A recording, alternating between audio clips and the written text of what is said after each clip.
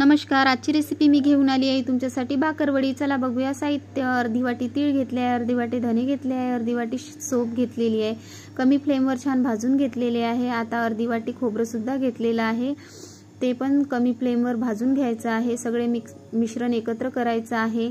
आता याच्यात 4-5 लसणाच्या कळ्या, थोडंसं मीठ, थोडंसं जिरं, थोडंसं तिखट, थोडासा काळा मसाला आणि थोडीशी साखर हे मिक्सरमधून छान बारीक करून पावडर करून घ्यायची आहे। आता इथे मैदा घेतला आहे, त्यामध्ये मीठ घातलेला आहे, थोडासा ओवा आणि थोडंसं मोहन घातलेलं आहे। मोहन मी तुपाचं वापरलेलं आहे। याचा छान एक गोळा मळून घ्यायचा आहे आपल्याला। तर बघा इथे मी छान गोळा मळून घेतलेला आहे। आता मी थोडीशी चटणी घेतलेली आहे इमलीची।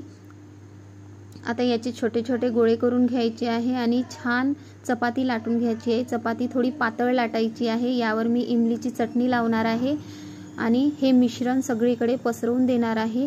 या मिश्रणाला थोडं दाबून घ्यायचं आहे आणि याचा थोडा रोल छान असा प्रेस करून हाताने रोल तयार करायचा आहे। आता बघा याच्या आपण छोट्या छोट्या वड्या पाडून घेऊया।